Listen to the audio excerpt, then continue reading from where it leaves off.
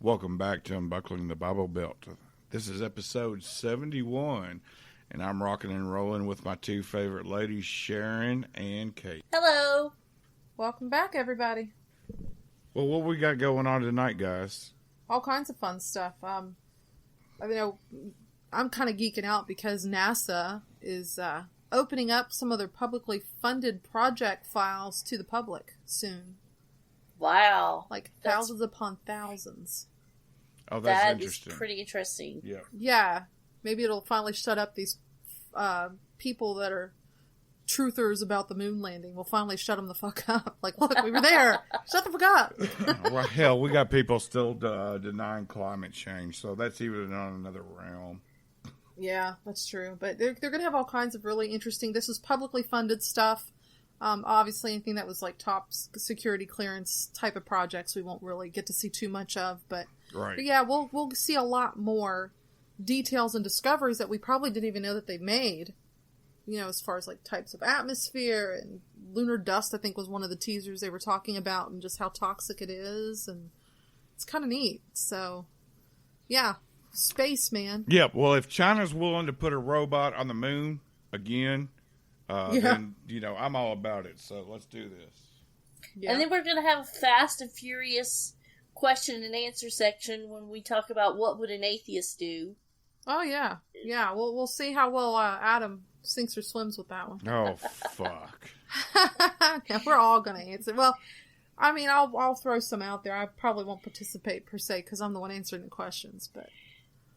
And then we're going to wrap up the night with an update on everybody's favorite Kentucky law clerk or Kentucky tax clerk. What would it be? A Kentucky paid employee who has special exemptions that nobody else in the fucking state gets because she loves her Jesus so much. Oh, is this about that moo-moo wearing hippie chick up there in Kentucky? Kim Davis, the one who was married 4 times. Kids and the one I can't really, it's just the way she does things. It's just, I think if she's going to say it's wrong for 2 people who are the same sex to get married, I don't think it's right that she could then pick and choose her own laws she was going to follow from the book that she sleeps with every night. I feel like we should end up putting in with the intro here a faded in version of Eye of the Tiger. Yeah, and then they got sued for it. I'm not going to keep associating that song with them. No. They ended up paying like $25,000 for playing that song when she walked out. Yeah, that's awesome. No, it's Kim Davis, and it's not pleasant. What's happened is the judge is who I'm really upset with at this point. I'm really upset about the final ruling from Judge David Bunning, and we'll talk about that. He's set a very dangerous precedent for our country, and I don't think people completely get the gravity of the situation, probably. So, yeah, we'll kind of harp on about that. And hey, she got more offers to do porn than anything else. Jeez, that is something I don't want to see. If I want to look at a naked fat woman, I will stand in the mirror and pose before I get in the shower every night. True that. Yeah, she's a version of Venus standing in a half clamshell. I wouldn't want to see. Yeah, me either. No thanks. She said clamshell. Personality to me is what makes her ugly. Oh my god, just the things she's done to the general public. It's just horrible. So yeah, Kim still. Her case, anyway, is still making news, and it's not a good result that things have ended. Everything basically went in her favor. So, yeah, we'll talk about that. We'll get into some science and what would an atheist do? Humanist, secularist, whatever you want to call it. Oh, this is person who's rational. Fun. What would a rational person do? Let's just... I'm not sure I could be too rational at 8 p.m. on a Monday night. Rationalization is out the window. Didn't you deal with a bunch of kids today?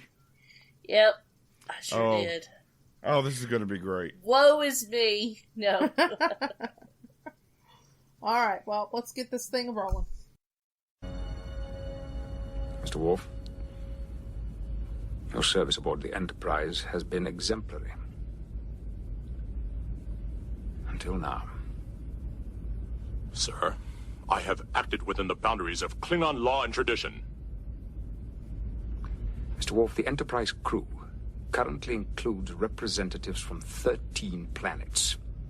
They each have their individual beliefs and values, and I respect them all. But they have all chosen to serve Starfleet. If anyone cannot perform his or her duty because of the demands of their society, they should resign. Well, I know the other week we were kind of getting after Adam about referring to someone who was aggravating him as a Sumter County slutbag. Well, we got that problem in Rowan County, Kentucky. We got a Rowan County slutbag. Oh, there's one everywhere, but go ahead. But she's for Jesus, though. She's a slut for Jesus, so let's make that clear. This is a good kind of slut. This isn't slut-shaming at all, because she loves Jesus. She's got, like, Jesus all up that vagina, I'm telling you. And I do want to back up and say, hey, it's okay to be a slut, but be a slut. Don't be a slut who's also a Jesus-loving, whatever. Be the slut. You can't be the sluts and Jesus don't go hand in hand. Yeah, they do. Don't be a slut. You let them wash their hair, wash his feet with her hair and shit. Oh, slut bags. Yeah, Jesus loved the sluts. Slut bags for Christ. Pretty much. They have a tit hanging out. Long story. We'll post a link about that inside joke later. But, down here, many of you know, Kim Davis, Rowan County, Kentucky. What's the latest on that bitch, man? I ain't heard anything about her in a while. Well, this past Thursday, Judge David Bunning dismissed the 3 lawsuits against her. He dismissed what them. lawsuits were those? Huh? What were the lawsuits? Her basically refusing to issue licenses to these people who were same-sex. She would issue license to all couples except same-sex couples. And then she refused to issue licenses to anyone at all. Oh, so she's just basically still being a cunt bag, and the courts in Kentucky upheld her position. Oh, it's worse than that. It's worse than that. Basically, remember, she went to jail for a couple of days. You're right. And finally, Bunning was like, you know what, just get her out. And here's the deal. Bunning's attitude is that since her jailing and being let back out, they've now passed legislation that removes county clerk's name from marriage licensing, and she's got a clerk in there who's willing to issue the licensing. Oh, God. Then, man, in light of this, Bunning said, in light of these proceedings, and in view of the fact that marriage licenses continue to be issued without incident, there no longer remains a case or controversy before the court. They basically refused to prosecute the violation she occurred before the new circumstances were made to accommodate. They're going to say no harm, no foul, because we made all of these exceptions around what she needed. They just this judge undercut the Civil Rights Act of 1964, Title VII. He totally violated that. Undercut it. Well, isn't David Bunting really obnoxious, of course, but isn't he really he makes news a lot for doing really asinine things? No, that's our governor, Matt Bevin. Okay. Sorry. No, you're okay. David Bunning, he's a district court judge, U.S. district court judge down in Kentucky in that particular district. And I was impressed that he, had thrown her in jail. I was impressed that he was like, I don't see why you can't do your job. He's a Christian. He's Republican. And he did not agree with her behavior at all. He didn't support it at all.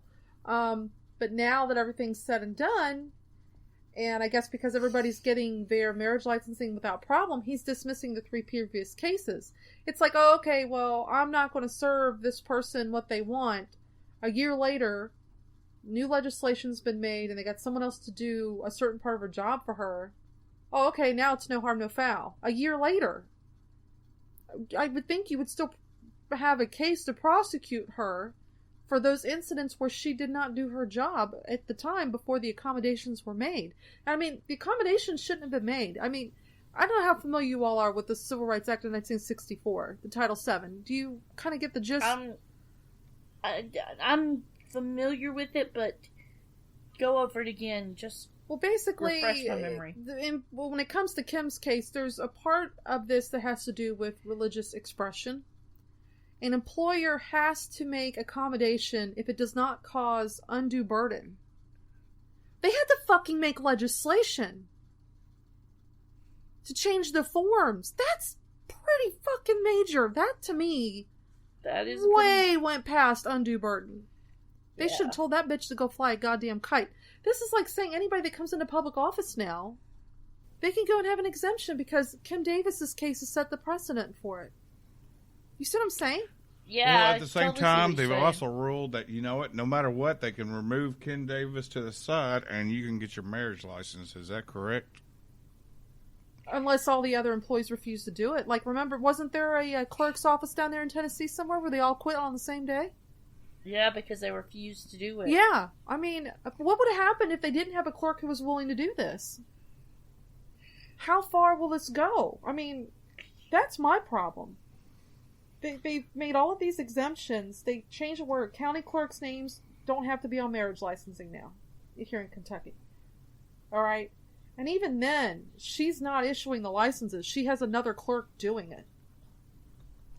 Well, at this point, I really don't think that it matters so much about her principle as it does the fact that no matter what, a county in every state under the United States has to issue a marriage license, whether it's male or female, or female on female. Yeah, but here's the segregation part I was going to bring up. Do you see how this is going to this can create a segregated state again? I mean, it's still segregated in some states, but do you see how this can cause segregation in a community with this, what they've done? Yeah, but this is Kentucky, man. I mean, seriously, they got more damn problems to worry about than what Kim Davis does. No, but you have to understand this is setting a precedent for other government employees and even private sector. I see what you're saying. To then go, hey, our county needs an exception, or what if they take it that next step and say, we're not doing this at all. We're not doing this. You bring somebody in to do it. None of our clerks want to do this. None of us are going to do this like that other county, you know. The problem I have is that people will then start living in certain areas that are only friendly to what they need. Right. Well, I mean, just because they allowed, the marriage thing to be overhauled, people who are gay or have a specific, sexual interest can still specifically be fired from their jobs, not obtain a job, in most of the states in the South. And I think that's the next course of, putting the effort towards making things really equal. And that is, no matter what, whoever you want to be with, whatever, that shouldn't affect your job or your livelihood or anything of that nature. Well, I mean, it shouldn't, but I mean, until they make it a protected class. I mean, in Kentucky, that's not a protected class. Now, if you're a smoker, you're a protected class, but not if you're gay. Really? Yes. How are you a protected class if you're a smoker? I would think they made it a protected class in this state. That is insane. But if you like cock in your butt, you're not protected. Or tacos in your mouth. Yeah. They are not going to let you... Nope. Forget it. You're not a protected class. They really need to make it a protected class on the federal level. I'm sorry, but I really think they need to do it. Well, I mean, what you just said there, I mean, it just goes back to what my favorite writer, Christopher Hitchens, said. You don't need to be concerned about the sex part of the aspect. Exactly. People don't need to worry about it. Being gay is a form of love. Exactly. But that's not how these people think about it. No, they don't. They immediately think of the dick in the butt. They immediately think of scissoring. They think of all this porn that they claim they don't watch. You know what I'm saying? It's just like... Oh, yeah. The statistics say that they do watch. Oh, yeah, they do. Of course, a lot of people do. And I think it goes back to this whole what they consider acceptable sexual behavior. That's really none of their freaking business. You know, as long as there's consent, fuck off. You know? Yep. And then they turn around and try to pass these bathroom laws, and at the same time they ignore the fact that most sexual attacks happen in their own damn buildings or by friends in the religious community. And they still just wanted to go off and attack somebody else without, picking up with what reality actually shows. Mm-hmm. Yeah. Yes, but here's my question. In any other situation, in any other legal situation, would what David Bunting has done made sense? If you got a speeding ticket for going 55 on the freeway, and 2 weeks later they changed the speed limit to 70. A year later they changed it to 70. They're not going to go back and retroactively decree that your ticket is invalid because the law has been amended to take care of that. Exactly. So this is religious favoritism, big time. Right. That's all that it is. That's all it can be. I mean, it's just something I think it makes it possible to start denying basic services on a discriminatory personal preference in state government.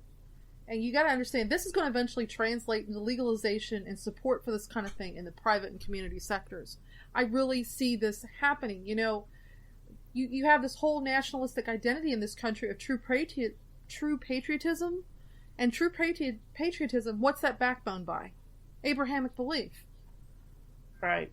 Okay, you're not American unless you love Jesus. Period. That is the nationalistic attitudes we have in this country that is ruling the roost in our government and society right now. So I'm fighting that shit. Fuck them, you know. Well, it's going to be hard to fight it when they're legalizing it, like what they did with Kim Davis. It's not really not.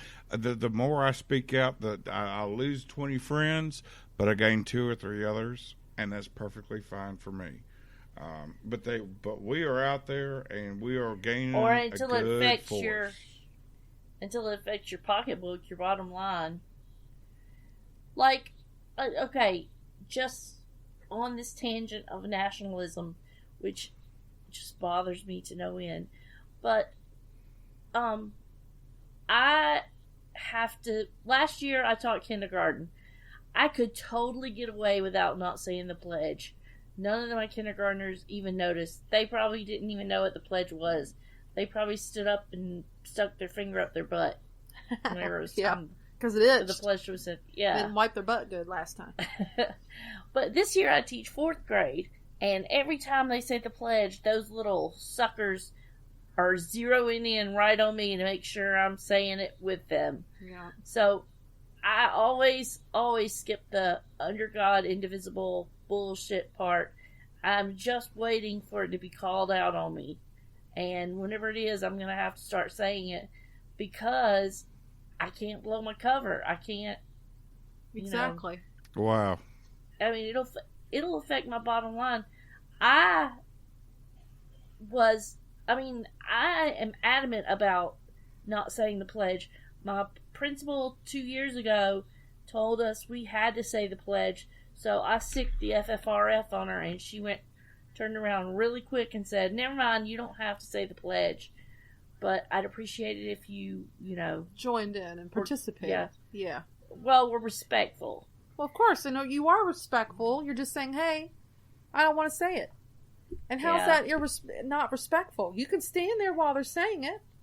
You can be quiet. It's just like, that's the thing I don't understand. And that's what bothers me. You have this nationalistic fervor and the ingredients that make you a patriot, an American nowadays. It's kind of scary what the standards are getting to be. Maybe this next election cycle, if it goes mostly Democratic, maybe it'll kind of change the flavor a little bit. I mean, in some states it won't. In Kentucky, a lot of the Democrats are still Republican light. You know how that is in the Bible Belt. Sometimes it's hard to tell a Republican from a Democrat because a lot of their core beliefs are the same thing.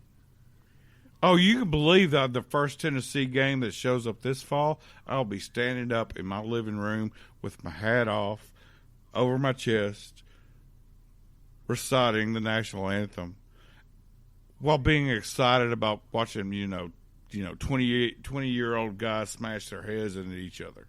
But the national anthem, correct me if I'm wrong, I don't remember anything America. in the national anthem. there's nothing about God in the national anthem. Yeah, there's not. It's only in the pledge. It's only in the pledge, and it was only in the pledge added during, the Cold War, during the Red Cold Scare. War. Yeah, the indivisible part was added then as well. I mean, it wasn't originally written that way, and it was originally written to sell Bibles. So wait a minute. So the original Pledge of Allegiance didn't include God in it at all? No, not at all. I did not know that. It did not. They added it in during the Cold War. Yeah, I know they put a lot of shit in during the Cold War, Yep. but I didn't know they did it to the national anthem. You mean the pledge, not the national anthem. The pledge. I'm sorry. Good God. No, I'm just making sure we're on the same thing that we're discussing. Yeah, I got it. Yeah. It's just, it's one of those things that I think the standard in that when they're applying it in the government like this, it's just everything is. I have a problem. A year later, she's not being prosecuted for what she violated because everything's been adjusted. It's all good now. Yeah, well, maybe it's okay to not pay attention to that. Maybe it's time to go back onto the bigger battle that is still for, the LGBT community. This is how they're going to conquer us, though. By doing stupid shit like this. Every place they make an accommodation, they're going to do it everywhere you turn. She overruled the civil rights of others. She got away with it.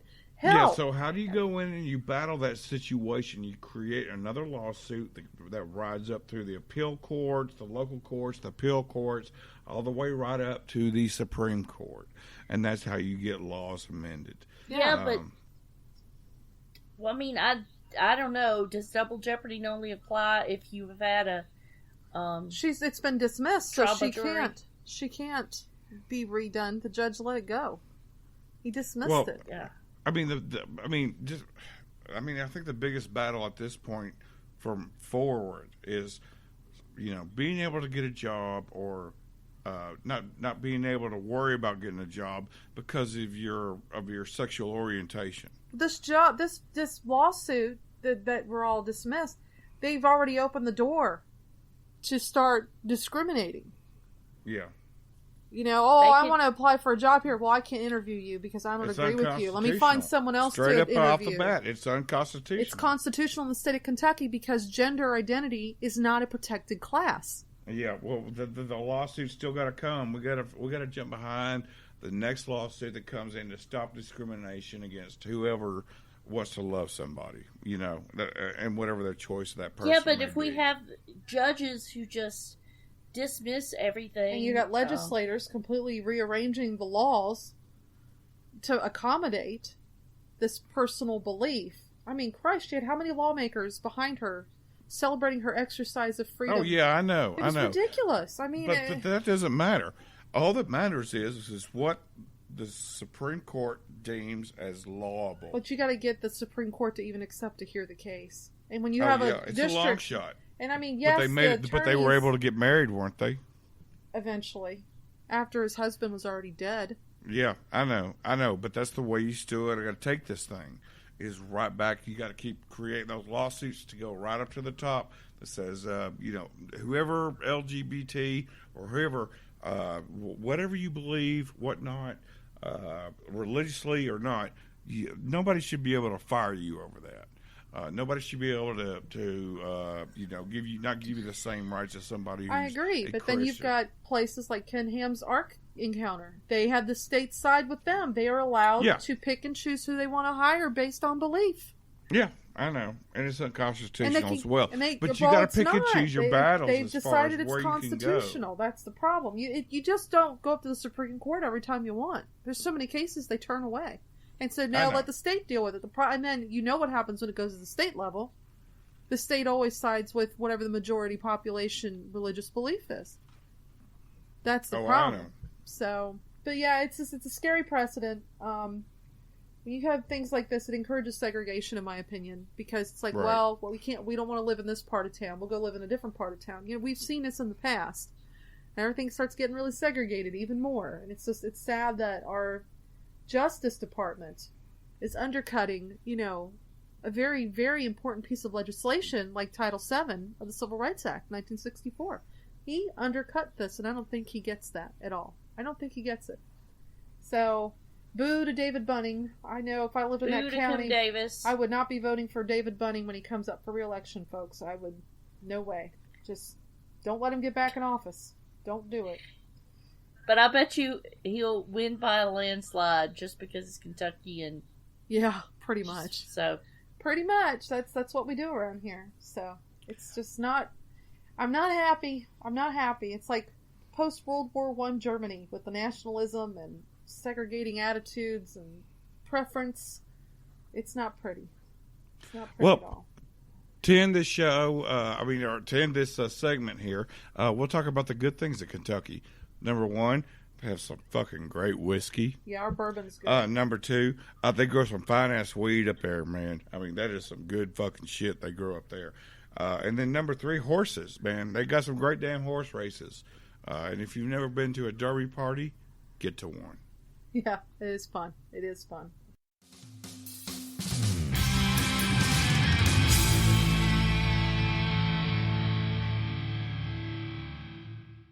A couple weeks ago, we premiered a new episode, or a new part of our episode, called WWAD, What Would Adam Do? And after a few tweaks and thoughts here and there, we decided to turn it into WWAD, What Would an Atheist Do? Or WWHD, What Would a Humanist Do? Or WWSD, What Would the Secularist Do? And so tonight, Kate's going to throw a few fastballs at him in my way, and we're going to answer honestly as to what we would do as a atheist, as a secularist, as a humanist, and let's see if you agree with us or if you would do things differently. Oh, yeah. Hold on. This is going to be fucking fun. It should be. I mean, it's just because I think sometimes we get the idea that, oh, we don't go with the mainstream because we don't think like the mainstream. You know what I mean? Yep. So I thought, let's check this out and see how well this works or not. So that's why I went over, and yes, I think this one was over at BuzzFeed. It had a couple warm-ups, which I think should be kind of obvious, the answers, and the other ones are just like, man, this really fucking sucks. Either way you go on your answer. So it really kind of pushes how you reason. So one of the first ones was your best friend's wedding. So can you guess the scenario at your best friend's wedding? Probably somebody comes on to you at your best friend's wedding. Yeah, absolutely. This is going to be one of those situations where your friend is the groom or bride, and you realize that the bride-to-be or groom-to-be, the one that's going to marry your friend, is shagging one of the maids or guys of honor, right? Okay. You figure it out. You have, like, you catch them leaving a room, and they're all just it's obvious they had been getting it on. Okay, so like any normal Sumner County wedding. Got it. Yeah, and it's like, do you tell your best friend, like the day's going to be ruined? Yeah, I got but it. It's I got the scene. I got it. I've been there hundreds. What are the options, Kate? You can either tell your best friend, and yeah, the day's going to be ruined, but it's better a day ruined than like your life screwed up. Or would you say nothing because you're just supposed to be there to be supportive and participate in your friend's happiness? Oh, that's a tough one for me. Yeah, it is really? me too, because it depends on how big of the bag of cocaine my friend has that's about to get married. No, it depends on, I don't know. It depends on how much I really like these people. What does your gut say? My gut says I have to tell them. First response is you have to tell them. What about you, Adam? What's your first response? I mean, I'd tell them, but by God, they never fucking listen. Okay. Well, 86% of people would agree that you should tell them. Yeah, I agree you should tell them, but they don't fucking listen around here. True, but you should tell them because at least then you've got a clear conscience, right? Right on. And I think that's what it's really about. I don't think it's so much that you'd rather save your friend their entire life. I think it's like, you're going to feel guilty if you don't say something. I'll admit it. If I'm telling somebody something like that, it's because I'm privy to this thing, and I feel like a total shitbag if I kept it to myself. You know what I mean? I feel like I'm betraying my friend, too. I'm participating in the lie. I don't am in guilty Tennessee. I can't tell you the number of times I've gone to a damn wedding and known something is fucked up like that. And I've warned a person. And they're like, well, I'm 40. It's the best I can do. That's okay, though. At least you cleared your conscience. Hey, You're not, yeah, and that's what I mean. I think it's a selfish desire to tell, and not so much because you're sparing them pain in the future, but I think it's just, you can't live with yourself if you don't say something. Yeah, well, I wouldn't I mean? finish. They were talking about their cousin. Oh, God. But here's the question. Do you wait until the minister or the officiant says, does anyone here have just cause? No. Oh, no, you tell them way ahead of time. You shouldn't let it go up to that point. At that point, you're in the middle of a ceremony, and you just need to keep You your don't want fat a mouth scene. shut. Yeah. I don't don't know. want to sing. I don't know. I have this part of me that would want to wait and be like, girlfriend, let me tell you. You want to be Everybody that listen. scene in a movie, huh? Yeah. The person that stands up. Yep. Yeah. My 5 minutes of fame right there. All right, well, here's the next scenario. Guy robs a local bank, and you're trailing him because you want to make sure you keep up with him and let the cops know where he went. Well, you see he stops and dumps all the money into a donation event going on for a local orphanage. Do you tell the police? And then all of that money will get taken away probably, and those kids in need won't get the money? Or do you let it lay the way it is? Because you feel like, okay, the money's going for a good cause. I would definitely call the cops. I would definitely still, and, I don't know. Gut reaction, no lie. I would let the kids have it. Right, Let the kids have it? I'd still call the cops. Because you figure it's insurance, the bank insurance money will cover it, right? The only thing I worry about is those dye packs exploding after the poor kids get it. Yeah, that's what I'm saying. Not only do they use dye packs, but they got little GPS trackers in those little fuckers now. I mean, you're not going far with a wad of cash from a bank. That's just then it shouldn't hurt your conscience that much to let the kids have it for 5 minutes and be like, woohoo, we can buy clothes now. Even if the police do pull up 10 minutes later, like, excuse me, we have to take the money back. I'm not going to be the one that takes food out of the little orphan Annie's mouth. Well, they're not going to know unless you call the police in this scenario. So unless you tell the police where the money's at, they're never going to know. Nope, I'm keeping my mouth shut. And Adam's like, I'm going to turn them in because right is right. Yep. Well, 79% of people would say nothing. Woohoo! 79. That doesn't mean it's the right answer. It's just... Well, it means that I'm popular. No. You're part of the majority. The majority of people who answered these questions were like, I'm not going to turn it in. It's what it is. Now, I will say, Sharon, that's still money stolen from a bank where that could have been a mom, a single mom, where she kept her money. But the FDIC is going to return it anyway, so... Yeah, as long as there's not a delay in her getting her rent money out of her account. You know what I mean? So yeah. I'm just pissed off at the fact that I didn't understand that not even saying anything was an option. I just said it earlier. No, you just said it a few minutes ago, but still, go ahead. I said it twice. She did say it twice. Oh. Yeah, but I still call the cops, man. I don't know what the situation is going on. I don't even know that I know what an orphanage is. I've probably been by 50 houses. I wouldn't know if one of them was a damn orphanage at all. Well, it's because it was a fundraising event that the guy went to and dropped the money off at. So it was like an orphanage charity event. It was obvious because they had signs and stuff. But that's okay. It's all right. It's not a right or wrong answer with this. It's just looking at how you think. Yeah.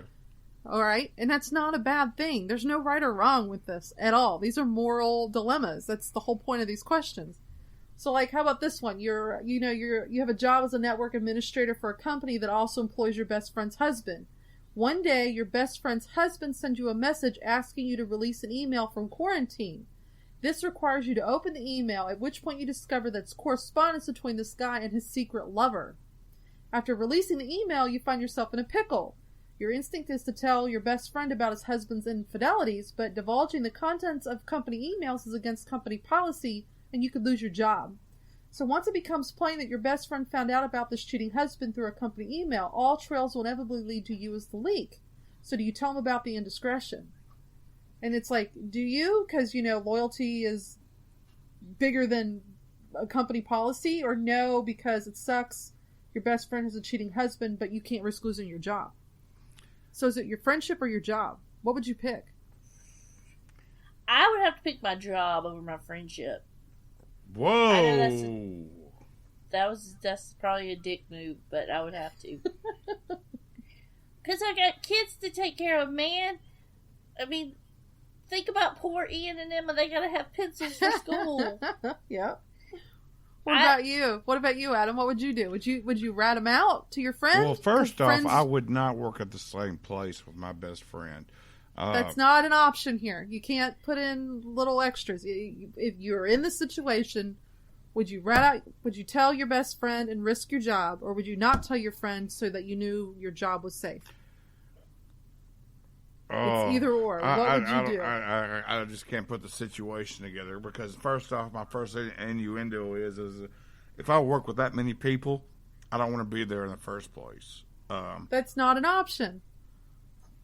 If you're in a situation where you see an email where it's obvious that your friend's lover is cheating on them, and they want this email, and if you let it out and let them have it, it's going to get back to the company that you're the one that let it loose. That's how this information came out. Yeah, I would. Okay, would you tell them, or would you be quiet and keep your job? I would remain quiet to keep my job.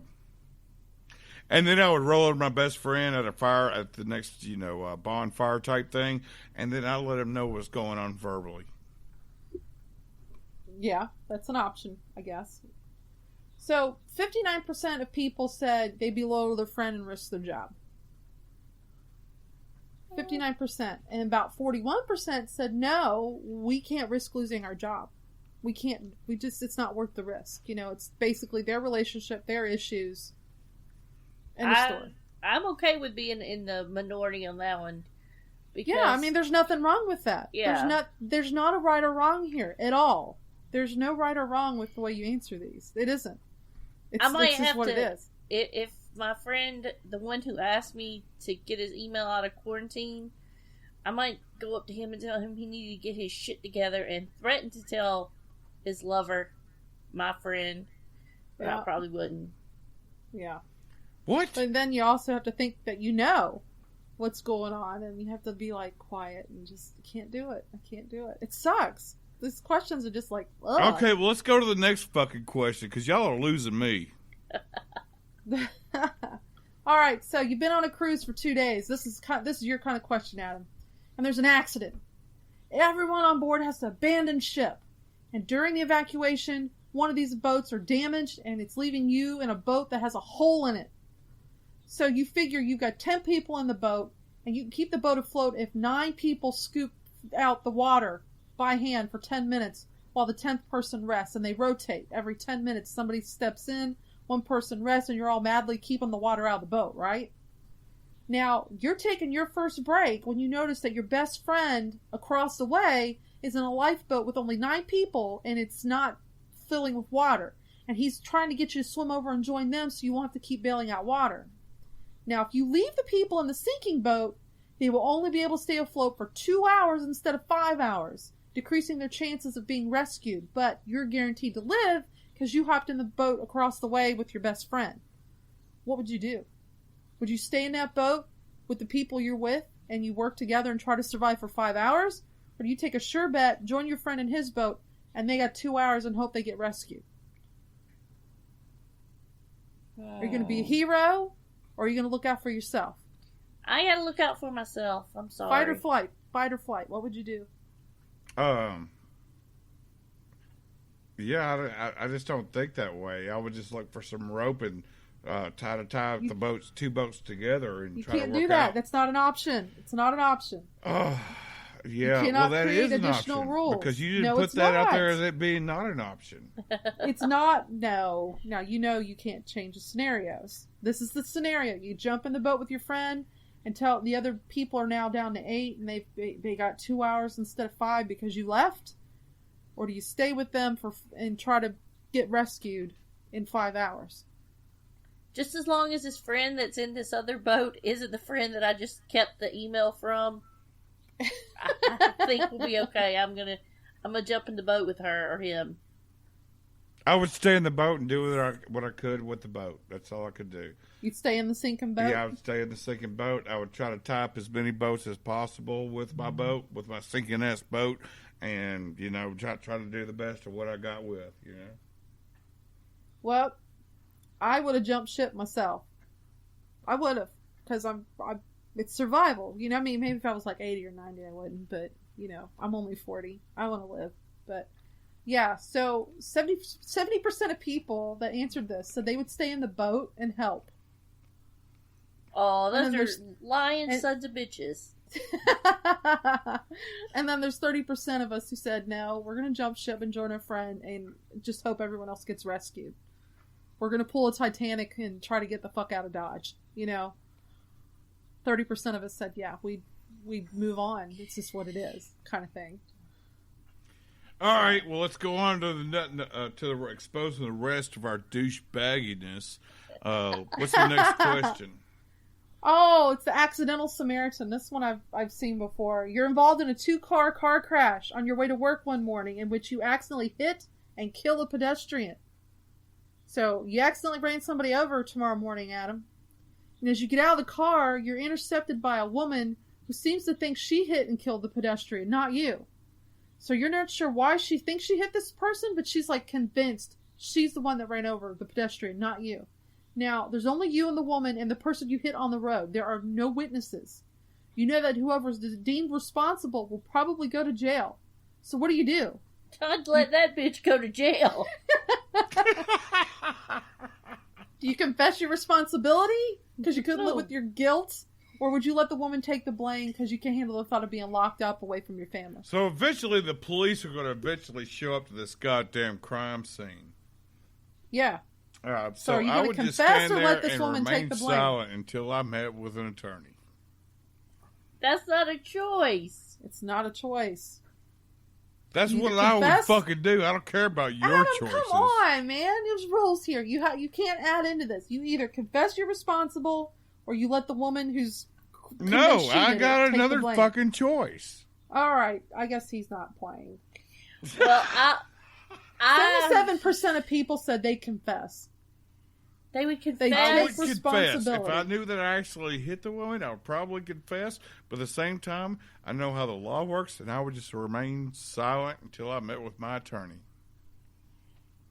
I'm sorry if some other dumb broad is going to think that she hit somebody from way over there, and she's dumb enough to believe that. I'm going to let her continue to believe that as long as she wants. I would take responsibility, but that's me. Again, it's a selfish thing. I couldn't bear the guilt. I'd have to confess. Okay, see, this is my line of thinking. I've been living with guilt for such small things all my life that I've probably built up to being able to deal with large amounts of guilt that I'm okay with it. I think I'll deal.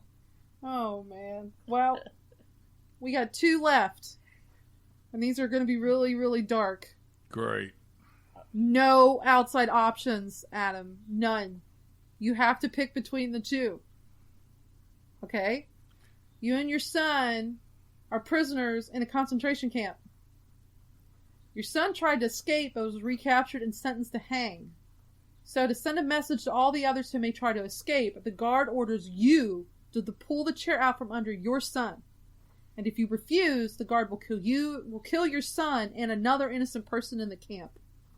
What do? Do you pull the chair out from under your son, or do you refuse to do it and let your son and some other person get killed?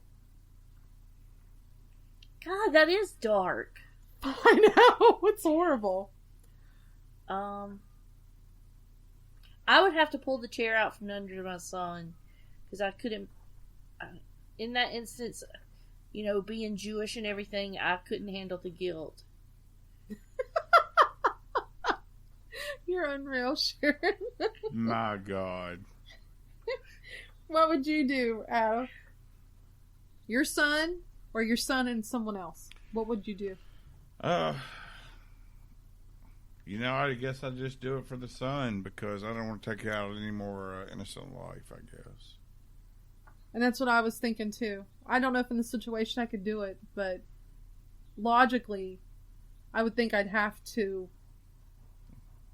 Logically, I don't want to be a part of this anymore. Can we get to the next goddamn question? Because this is fucked up. We only have one more. We only have one more. God damn. One more. This There's is no fucked death up. camps. Oh, and by the way, 59% of people that answered this said they would kill their own child over killing two. Yeah. 59% of people. That's not a huge majority of people. It isn't, really. It really isn't. It's a majority, but it's not. It's a tough one, you know? Yeah. So here's the last one. It's a doctor's dilemma.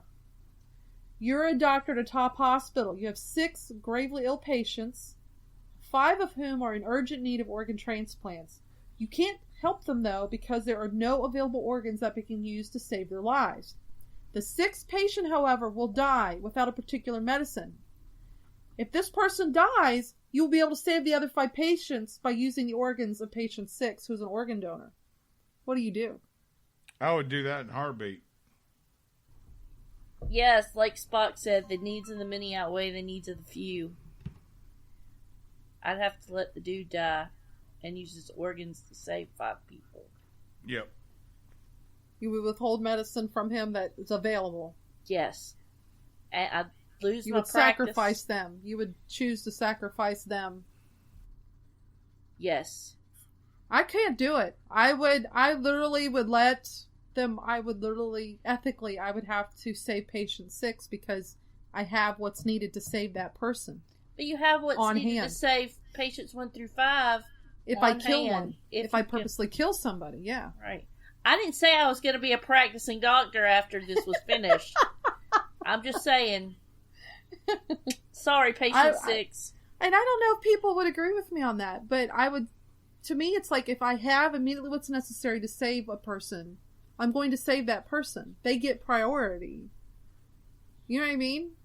I couldn't just decide, well, I'll go ahead and let you die even though I've got your medicine. That way I can save 5 more. I just can't do it. To me, it's almost like eugenics. You know, I don't know if I really see myself saving patient 6 and the other 5, I guess, will end up dying if the organs don't show up in time. Right. I would do that.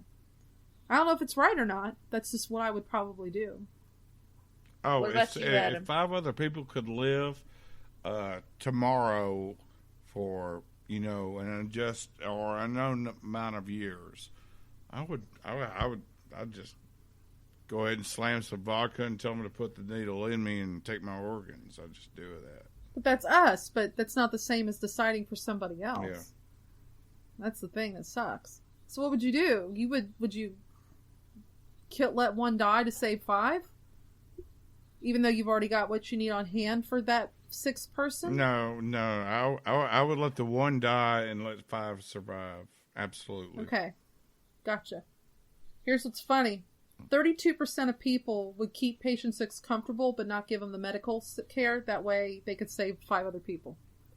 32%, a third of people answering this. That's 45.5 thousand votes.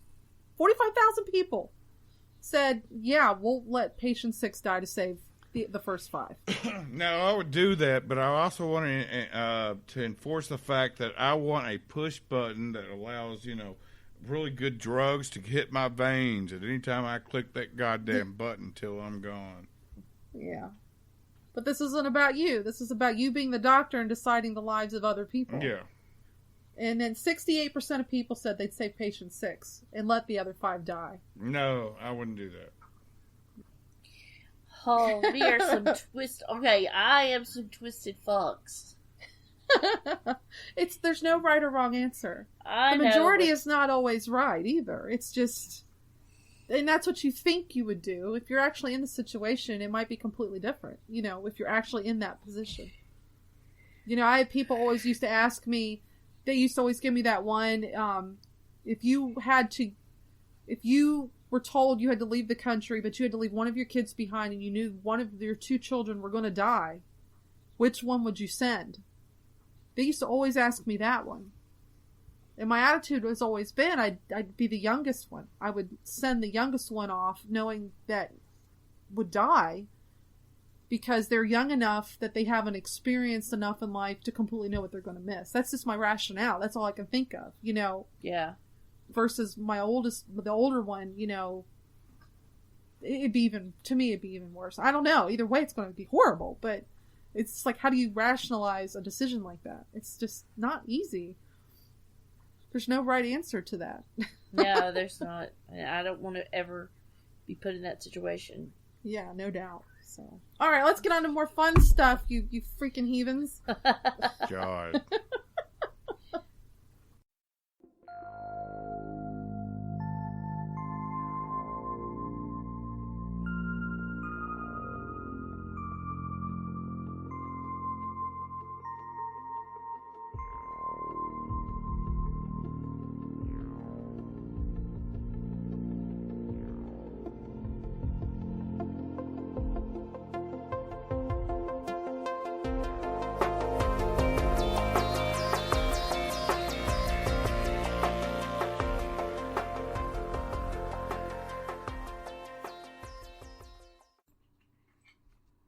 Space, the final frontier, and now we have the knowledge, we have the ability.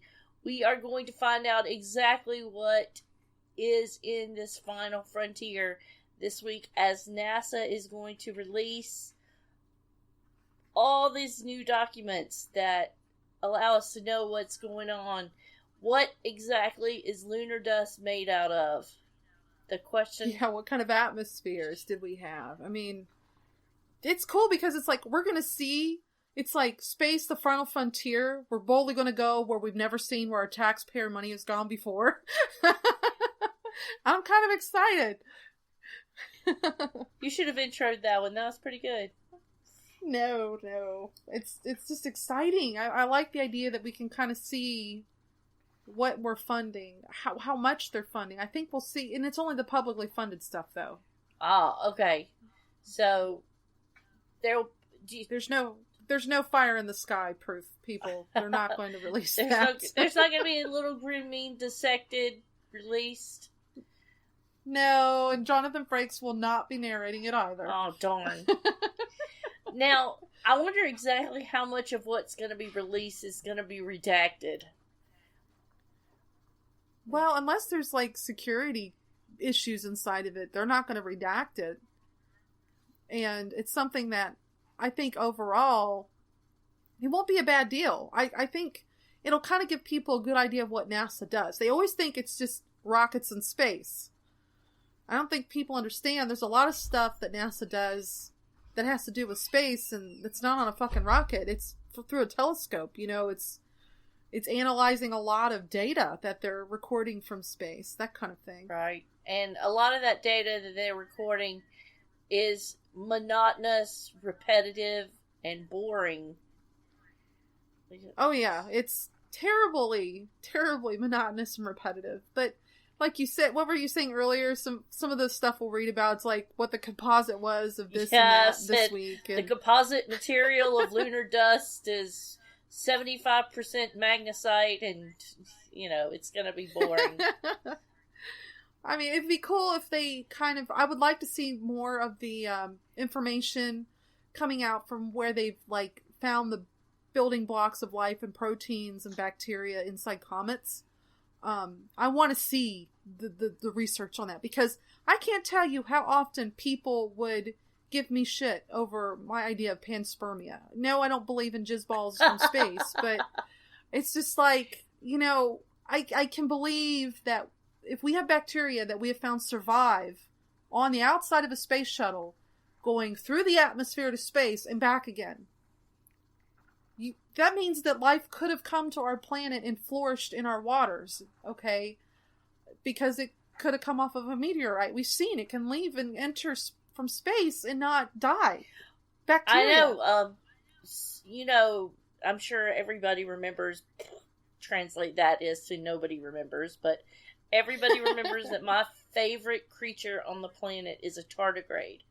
And the DNA of, water bear, the DNA of a tardigrade is so foreign that there's not even that they think that it is not extraterrestrial, but from out of our solar system, out of our planetary system. Yeah. I mean, the DNA is like ridiculous, and they look for commonalities, and I think it only has like 9. Yeah.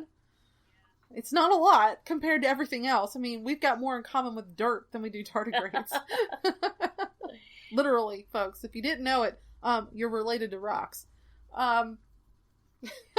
So yeah, I think what we could end up getting out of this information is really good, because it shows that this is more than just trying to colonize planets. It's more than just trying to get pictures of other planets from the rover. You know, people think NASA and they don't think of how they look at our Earth science and relate it to cosmology. They don't get that at all. Right. People don't see how they relate, and really NASA does a lot with Earth science and solar science. You know, there's so much involved. So, yeah, I mean, just with all the different things that we're going to see and how it relates to Earth science and space and vice versa, it's interesting. I mean, I would like to see if they, actually have some further plans for the space station that's falling apart up there. And I would like to see if they are thinking about doing more with the moon or not. I would love to see what Ted Cruz thinks about all of this. Ah, la la la la la la la la la la la la la la. I knew that was going to say I didn't hear that. Oh, I'm having nightmares tonight. It's like Dr. Smith in charge of the space program. It's so wrong. It is so wrong. And you know he has to okay all this being la la la la la la la la la la la la. Oh, Cruz needs to cruise out of here somehow. Yeah, not gonna happen. He needs to retire. But yeah, I'm geeking out about the whole NASA thing. It's gonna be something to fill my quiet time on the bus. Well, that's good. Over the next couple of years, I would think, of information that they release, because it's going to be released on a website called PubSource, and it's not immediately available yet. This is something that's in works, so I imagine probably sometime next year it'll be live, but I am really excited just to know that there'll be like an online library of funded projects, and we can see what they've done with those things.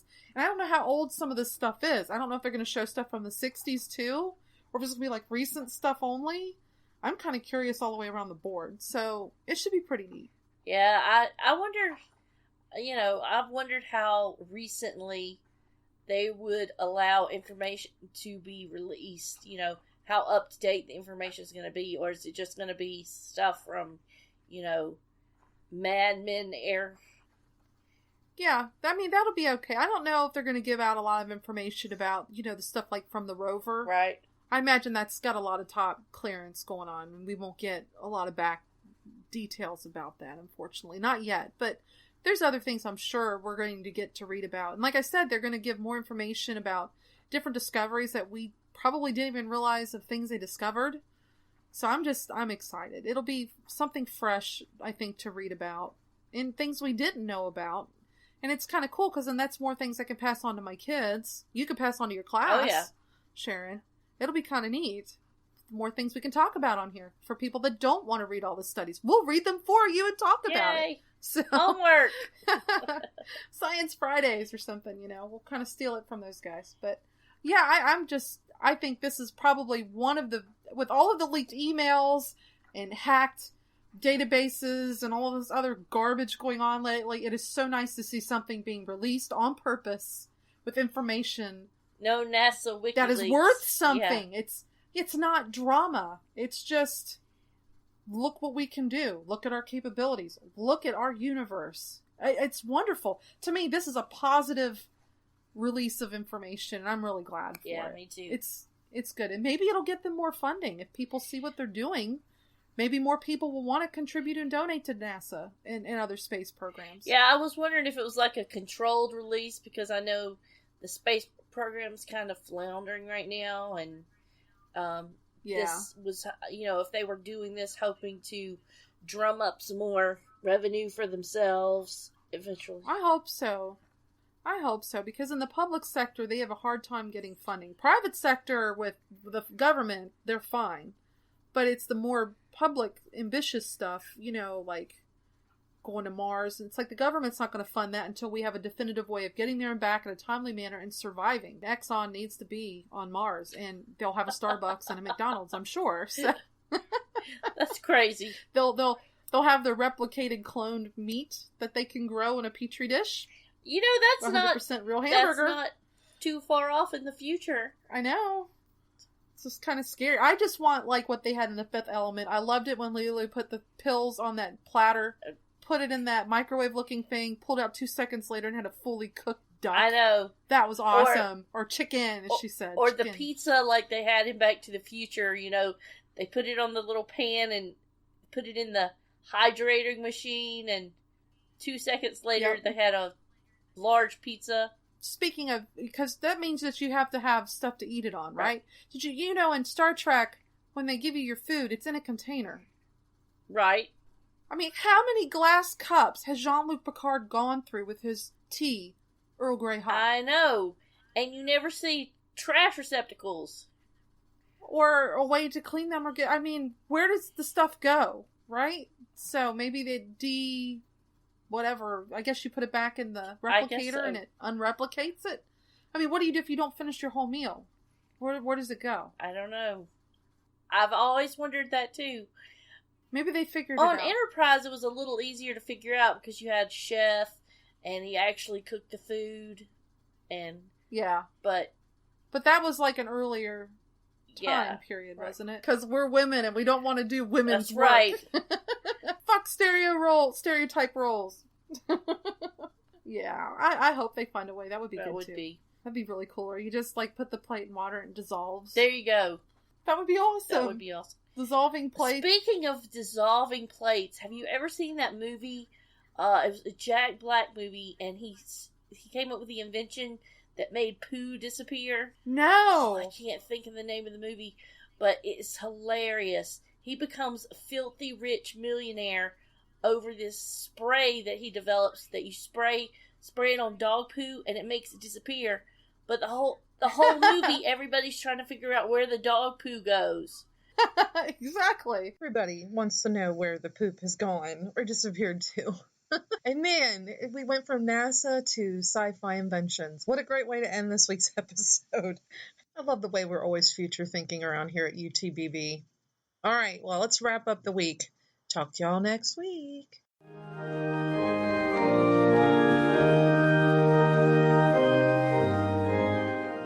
Now please bow your heads for the new atheist prayer. To the mortally created Father in heaven, I decided to forego your name. Your kingdom was false. Your will was non-existent on earth and even in the stories I heard of heaven. Every day I earn my family's bread. I work hard to have my wrongs forgiven, and hope I am shown compassion in return, as I show to everyone that has wronged me. I no longer let your promises lead me into irrational decisions, as I understand I only have myself to blame. Ramen.